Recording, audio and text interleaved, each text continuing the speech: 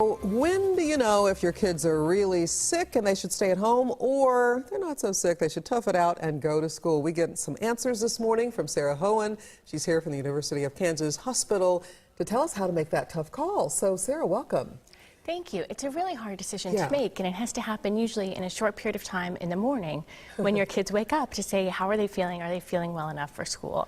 So for sure, any fever, vomiting, diarrhea, any difficulty breathing, they need to stay home. But if they have a little bit of a runny nose, just a little bit of a cough, they can definitely go to school. Now, you know this because you live this. Tell me. I do. So I have a first grader and a third grader and a 4-year-old, and part of it is you have to know your kids. So I have one child, if he says, oh gosh, you know, he has a stomach ache, he says that every day, and he'd never go to school. But my other one, if she were to complain of something, we'd immediately take her temperature and assume she has a fever. Right. So part of it is just to know your children and know if they're the kind who complain and the kind who don't. But in general, if they can eat and drink and have good energy, they should certainly be in school. Now, with the enterovirus going around, which is so serious, that really complicates matters, though. What do you think about that? I mean, there's concern that these kids might be going and they might be more susceptible to getting this virus. Right. So we know that enterovirus is a really bad virus that's out there right now. Kids who get it have difficulty breathing, often need support with their breathing. So it is a really bad virus, but it starts out as a common cold. So you can't keep everybody home who has a cough and a runny nose, but for sure if they have any difficulty breathing, they have wheezing, they have anything like that, then they should go and see their doctor.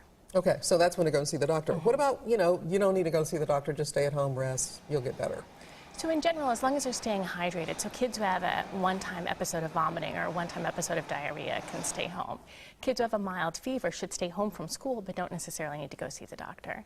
With the enterovirus, we've seen a lot of kids who have difficulty breathing and a lot of sort of worsening asthma attacks. So if you have a child who has asthma, then you might want to bring them in a little bit sooner. Are school officials cool with that situation, cool with that, making that call on those terms?